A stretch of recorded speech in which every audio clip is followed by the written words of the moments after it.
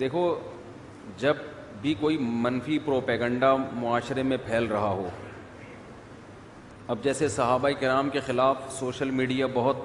حرکت میں آیا ہوا ہے،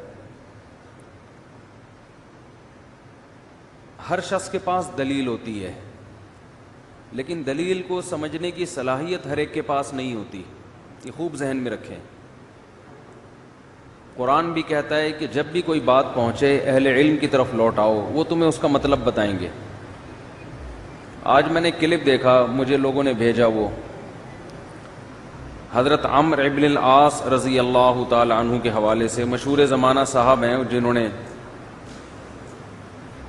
پہلے بیک گراؤنڈ میں میوزک لگایا ہوا ہے جیسے بڑے غم کا نا، ہائے ان کی موت کا وقت ہے،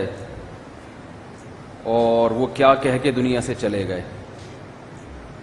تو اس بات کو محترم نے بہت طول دیا، اور آخر میں رزلٹ یہ کہ انہوں نے حضرت معاویہ کا ساتھ دیا تھا جنگ میں حضرت علی کے خلاف، تو موت کے وقت ان کو احساس ہوا کہ میں نے بہت بڑی غلطی کی تھی۔ تو کلپ بنانے والے کا مقصد، وہ مشہور زمانہ صاحب ہیں، سب جانتے ہی ہیں، اس کا مقصد یہ تھا حضرت معاویہ کو کم دکھانا کہ دیکھو کتنے غلط آدمی تھے، معاذ اللہ۔ جس نے مجھے وہ کلپ بھیجا، میں نے کہا اسی سے پتہ چلتا ہے کہ جتنا الزام حضرت معاویہ پہ لگایا جا رہا ہے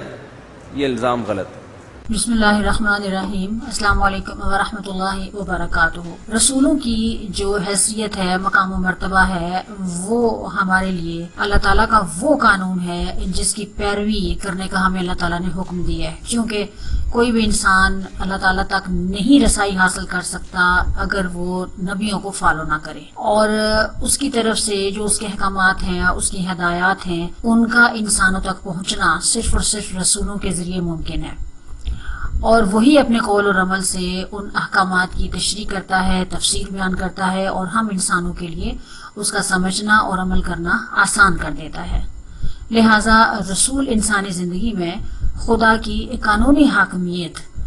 جو لیگل حکومت ہوتی ہے، اس کا بہترین اور افضل ترین نمائندہ ہے، اور یہی وہ وجہ ہے جس کی بنا پہ اللہ تعالیٰ نے یہ کہا ہے کہ رسول کی اطاعت در حقیقت اللہ تعالیٰ کی اطاعت ہے، کیونکہ اللہ تعالیٰ کا تو حکم یہی ہے کہ جن چیزوں سے اللہ کے نبی کا حکم ہے کہ یہ کرو، اور جن چیزوں سے اللہ کے نبی نے منع کیا ہے کہ یہ نہیں کرنا اور کسی بھی صورت ان کو فالو نہیں کرنا، تو ان فیصلوں کو اگر ہم بے چون و چراں تسلیم کر لیں، یہاں تک کہ ہمارے دل پہ ذرا بھی ناگواری نہ ہو، ہمیں ناگوار نہ گزرے، ہماری طبیعت پہ گران نہ گزرے، تو اس میں ہماری عافیت ہوتی ہے۔ اگر ایسا نہیں ہوگا تو پھر ہمارا جو ایمان ہے اس کی خیر نہیں ہوتی، کیونکہ اللہ تعالیٰ سورہ نساء میں فرماتا ہے کہ وَمَا أَرْسَلْنَا مِن رَسُولٍ إِلَّا لِيُطَاعَ بِإِذْنِ اللَّهِ، ہم نے جو رسول بھی بھیجا ہے اس لیے بھیجا ہے کہ اللہ کے اذن سے، اللہ کی اجازت سے، اللہ کے حکم سے اس کی اطاعت کی جائے۔ وَمَن يُطِعِ الرَّسُولَ فَقَدْ أَطَاعَ اللَّهَ، سورہ نساء کے اندر ہے، اور جس نے رسول کی اطاعت کی اس نے دراصل اللہ کی اطاعت کی۔ یہاں پہ آپ اس آیت کے پس منظر میں دیکھ لیں کہ حضرت علی اور حضرت امیر معاویہ رضی اللہ تعالیٰ علیہ اجمعین کے کیس میں رسول کی اطاعت کرنے والا کون تھا اور رسول کی اطاعت نہ کرنے والا کون تھا۔ وَمَن يُشَاقِقِ الرَّسُولَ مِن بَعْدِ مَا تَبَيَّنَ لَهُ الْهُدَىٰ وَيَتَّبِعْ غَيْرَ سَبِيلِ الْمُؤْمِنِينَ نُوَلِّهِ مَا تَوَلَّىٰ وَنُصْلِهِ جَهَنَّمَ وَسَاءَتْ مَصِيرًا، سورہ نساء آیت نمبر 115۔ اور جو کوئی بھی رسول سے اختلاف کرے گا جبکہ ہدایت اس پر واضح ہو چکی ہو، اور ایمان لانے والوں کی روش چھوڑ کر دوسری راستے پہ چلے گا، اسے ہم اسی طرف پھیر دیں گے جدھر وہ خود اپنی چوائس سے پھر گیا، اور پھر اس کو جہنم میں جھونک دیں گے، اور وہ بہت برا ٹھکانہ ہے۔ اب آپ اس آیت کے پس منظر میں بھی دیکھ لیں کہ حضرت علی کرم اللہ وجہہ نبی صلی اللہ علیہ وسلم کی گود میں پرورش پانے والے، سب سے پہلے ایمان لانے والے، اور آپ نے صرف پرورش نہیں پائی بلکہ آپ کی جو تربیت کی ہے وہ بھی ابو طالب کی جگہ نبی صلی اللہ علیہ وسلم نے خود کی ہے۔ اور اس کے بعد آپ دیکھیں کہ ابو بکر صدیق کی فرما برداری کرنے والا، عمر فاروق کی فرما برداری کرنے والا،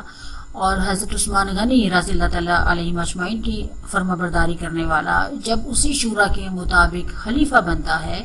تو ان کے مقابلے میں ایک ایسا شخص جو طلقاء میں سے ہے، اگرچہ طلقاء میں ہونے کے باوجود اللہ تعالیٰ نے ان کو صحابی کا مرتبہ دے دیا، اور وہ لوگ جو ابو سفیان کا خاندان تھا وہ تو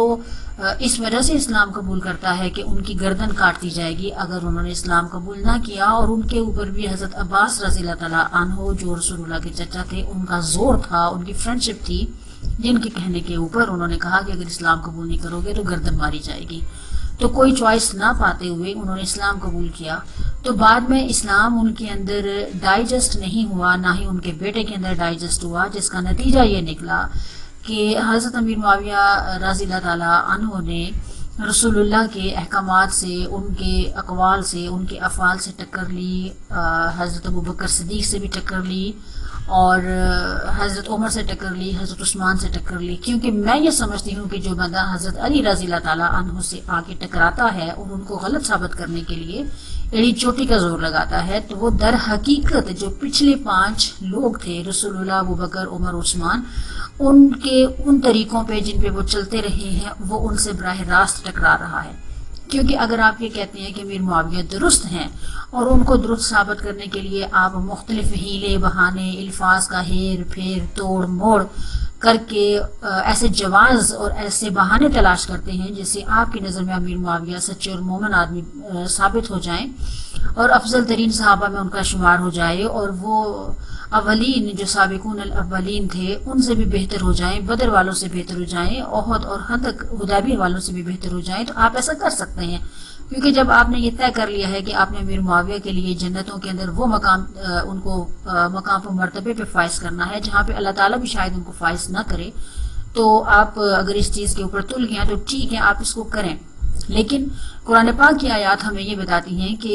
وہ لوگ جو دوسرے راستے پہ چلتے ہیں ایمان والوں کے راستوں کو چھوڑ کے، تو ایمان والے اللہ کے نبی تھے، ابوبکر، عمر، عثمان تھے، علی تھے، تو پھر اللہ تعالیٰ یہ بھی کہتا ہے کہ ہم ان کو اسی طرف پھیر دیں گے جدھر وہ اپنی پسند سے، اپنی چوائس سے، اپنی خواہشات نفسانیہ سے وہ پھیرا، پھر اس کو جہنم میں جھونکیں گے، اور وہ بہت برا ٹھکانہ ہے۔ اور کہیں پہ بھی اللہ تعالیٰ نے چند معاملات کو یا چند آیات کو چھوڑ کے ایسا نہیں کہا ہے کہ صحابی جو ہے وہ اس سے مستثنا ہے۔ اگر صحابی مستثنا ہوتے تو وہ صحابی رسول جو رسول اللہ کا غلام بھی تھا، اور جن کے بارے میں صحابہ کرام نے بڑھ چڑھ کے اس چیز کا اصرار کیا کہ وہ جنت میں جنتی ہیں، تو اللہ کے نبی نے کہا کہ وہ جنتی نہیں ہے، بلکہ مال غنیمت میں سے صرف ایک چادر چرانے کی غرض سے۔ اور آپ بلیو کریں کہ اس وقت جو مسلمانوں کے جو اکنامکلی حالات تھے اس کے مطابق اگر آج ہم اس کو جسٹیفائی کریں تو ہم کہیں گے کہ وہ جی کوئی گناہ نہیں تھا، لیگل تھا، اس لیے کہ وہ بہت غریب تھے، تو ایسے ہم جواز تلاش کریں گے۔ لیکن نبی صلی اللہ علیہ وسلم کے نزدیک چادر چاہے وہ پھٹی پرانی کیوں نہ ہو، وہ جرم تھا اور وہ گناہ تھا کہ مال غنیمت کی تقسیم سے پہلے کوئی اس میں سے کچھ بھی لے۔ تو بعد میں جب پتہ چل گیا کہ ایک چادر چھپانے یا چرانے کے جرم میں اللہ تعالیٰ نے ان کو وہ چادر جہنم کی بنا کے ان کے اوپر اڑا دی ہے، تو پھر صحابہ کرام نے اگر ایک گچھا چھوٹا سارا مٹھی بھر بھی اگر اون بھیڑ کی اونٹ کی لی تھی کہ ہم اس کا دھاگا بنا کے اپنے کوئی ٹوٹے پھوٹے کپڑے سلائی کر لیں گے، پھٹے پرانی چیزیں سلائی کر لیں گے، تو وہ بھی انہوں نے لا کے مال غنیمت کے ڈھیر میں شامل کر دی، کیونکہ صحابہ کرام کا یہ ایمان تھا اس وقت کے صحابہ کرام کا کہ ہم اس برابر بھی جہنم کی آگ برداشت نہیں کر سکتے۔ تو ہم یہ پھر سوچ لیں کہ اگر اس صحابی رسول کو کفایت نہیں کی یہ چیز کہ وہ صحابی رسول ہیں اور اللہ تعالیٰ نے ان کو جہنم کی چادر اڑا دی، تو پھر آپ معاویہ کے بارے میں کیا گمان رکھتے ہیں کہ وہ بندہ جو بائی چوائس مسلمان نہیں ہوتا، اپنی گردن بچانے کے ڈر سے ہوتا ہے، پھر جیسے ہی آتے ہیں چونکہ انہیں پتا تھا کہ، اور اس وقت میں ایک چیز اور بھی تھی کہ ابھی ابو بکر کے زمانے کے جو لوگ تھے، کافی صحابہ کرام جو رسول اللہ کے ٹرینڈ تھے وہ زندہ تھے، پھر عمر فاروق کی طبیعت کے جو سخت من تھا اور جو فیصلہ کن تھا اور جو دور اندیشی تھی وہ بھی اپنی جگہ پہ مسلم تھی، تو ابو بکر اور عمر کے دور میں تو ان لوگوں کو اپنی چالیں چلنے کا موقع نہیں ملا۔ لیکن جیسے ہی حضرت عثمان غنی رضی اللہ تعالیٰ علیہ اجمعین آتے ہیں، ان کی حکومت آتی ہے یا ان کی خلافت کا آغاز ہوتا ہے، تو ان کے پاس بہت ساری اب ایسے آپشن پیدا ہو گئے تھے کہ وہ ان کے خاندان کے ہیں، ان کے قبیلے کے ہیں، تو ایک وہ سافٹ نرم گوشہ آپ کہہ لیں وہ رکھتے تھے اپنے خاندان اور فیملی کے بارے میں۔ تو پھر ہم نے دیکھا کہ تمام کے تمام جو عہدے تھے، چاہے وہ چھوٹے ہوں چاہے بڑے ہوں، وہاں پہ بنو امیہ کے لوگ جو تھے وہ ایک فرمانروا کی حیثیت سے یا حکمرانوں کی حیثیت سے آگے، یہاں تک کہ انہوں نے صاحب بن ابی وقاص جیسے جید صحابی رسول کو بھی نہیں چھوڑا اور ان کو بھی اتار کے حضرت عثمان غنی کے جو اسٹیپ بردر تھے ولید بن عقبہ ان کو وہاں پہ فائز کروا دیا۔ ان شارٹ بات کرنے کا مقصد یہ ہے کہ ہمارے خواہش رکھنے سے یا پسند کرنے سے اللہ تعالیٰ نے امیر معاویہ کو نہیں مقام و مرتبہ دینا، اور صحابی رسول ہونا ان کو کفایت نہیں کرتا جب کہ وہ رسول اللہ کی محنتوں کو پانی پھیر دیں۔ ابو بکر نے جو مرتدین کے خلاف جہاد کیے، حضرت عثمان غنی جو قادسیہ تک لے آئے مسلمانوں کو، تمام ان چیزوں کو آپ جسٹیفائی کسی طور سے نہیں کر سکتے، جتنا چاہے آپ زور لگا لیں کہ حضرت علی رضی اللہ تعالیٰ عنہ جو تھے وہ بالکل قرآن اور شریعہ کے مطابق چل رہے تھے، اور ان کے خلاف حضرت عثمان غنی حضرت امیر معاویہ کا کھڑا ہونا، اور پھر جنگ جمل کا ہونا، جنگ صفین کا ہونا، یہ ساری چیزیں وہ ایک دوسرے کے ساتھ چین کی طرح جڑی ہوئی ہیں، اور ان کا تسلسل ایک دوسرے کے ساتھ آپ کسی بھی طرح سے امیر معاویہ کو بچا نہیں سکتے ہیں۔ ہاں اگر اللہ چاہے تو انہیں معاف کر دے، اللہ چاہے تو معاف نہ کرے، تو جب اللہ یہ چاہے گا کہ ہمیں معاف کرنا ہے تو آپ مل کے بھی کسی کو سزا نہیں دے سکتے، اور اگر اللہ یہ چاہ لے کہ میں نے معاف نہیں کرنا، سزا دینی ہے، تو ہم سب مل کے بیڑی چوٹی کا زور لگا لے تو ہم اسے بچا نہیں سکتے ہیں، کیونکہ سورہ حشر کے اندر اللہ تعالیٰ ہمیں یہ کہتا ہے کہ وما آتاکم الرسول فخذوہ وما نہاکم عنہ فانتہوا واتقوا اللہ ان اللہ شدید العقاب، جو کچھ رسول تمہیں دے دے اسے لے لو، اور جس چیز سے روک دے اس سے باز رہو، اور اللہ سے ڈرو، اللہ سخت سزا دینے والا ہے۔ اب آپ بتائیں کہ اگر آپ صرف اس چیز کو سامنے رکھیں تو آپ دیکھیں کہ اگر نبی صلی اللہ علیہ وسلم نے بلایا تھا امیر معاویہ کو اور وہ نہیں گئے تو کس چیز نے ان کو روکا تھا کہ وہ وہاں پہ نہ جائیں؟ تو میں یہ سمجھتی ہوں کہ امیر معاویہ ہی وہ واحد شخصیت ہے جن کو اللہ کے نبی نے بلایا اور انہوں نے 3 دفعہ انکار کیا، تو پھر جو کچھ امیر معاویہ سے سرزد ہوا یہ وہی راستہ ہے جو انہوں نے اپنی چوائس سے اپنے لیے آخرت اور دنیا کے اعتبار سے پسند کیا تھا، اور اس میں کسی نے ان کے ساتھ زور زبردستی نہیں کی تھی، کیونکہ اگر انسان وہ کام کرے، اللہ کا نبی آپ کو کچھ دے رہا ہو اور آپ انکار کریں کہ ہم نے نہیں لینا، اور اللہ کا نبی آپ کو کسی چیز سے روک رہا ہو اور آپ کہیں کہ نہیں ہم زیادہ طاقتور اور صاحب حیثیت یا ہوشیار ہیں اور ہم نے نہیں رکنا، تو پھر ہمیں اللہ سے ڈرنا چاہیے، کیونکہ اللہ تعالیٰ اس کے نتیجے میں ہمیں سخت سزا دے گا۔ اب دیکھیے ہمیں سورۃ نساء کے اندر 65 نمبر آیت میں اللہ تعالیٰ کہتا ہے کہ فَلَا وَرَبِّكَ لَا يُؤْمِنُونَ حَتَّى يُحَكِّمُوكَ فِيمَا شَجَرَ بَيْنَهُمْ ثُمَّ لَا يَجِدُوا فِي أَنفُسِهِمْ حَرَجًا مِّمَّا قَضَيْتَ وَيُسَلِّمُوا تَسْلِيمًا، بس نہیں ہے تیرے رب کی قسم وہ ہرگز مومن نہیں ہوں گے جب تک کہ اے نبی وہ تجھے اپنے باہمی اختلافات میں فیصلہ کرنے والا نہ مان لیں،